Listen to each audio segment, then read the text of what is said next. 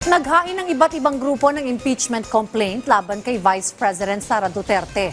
Tiniyak naman ng House Secretary General na dadaan ito sa patas at tamang proseso. Si Melales Mora sa report.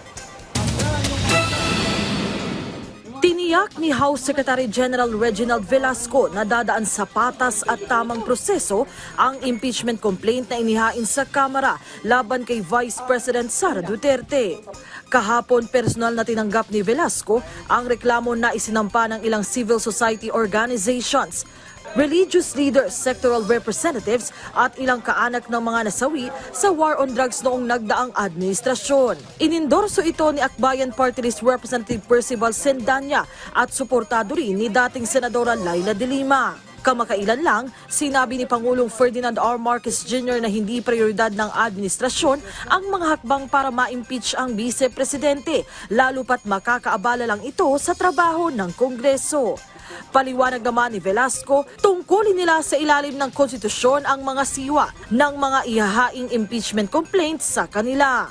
The House of Representatives remains committed to conducting the proceedings with transparency, impartiality, and full respect for the rule of law. Sa inihaing reklamo ng mga complainant laban sa vice-presidente, kabilang sa mga grounds na tinukoy na basehan ng reklamo ay ang culpable violation ng konstitusyon at graft and corruption, bribery, betrayal of public trust at iba pang high crimes. They have to give this complaint a fair chance and a fair day in court.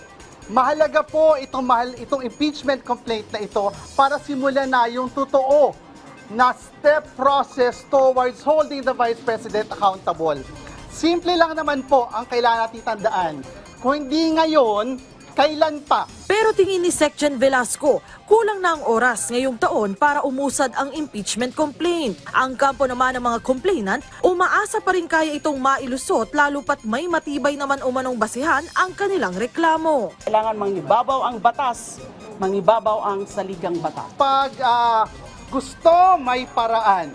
At yung paraan po na yon ay paraan para panagutin ang mga nang-aabuso sa kapangyarihan at ninanakawan ng taong bayan.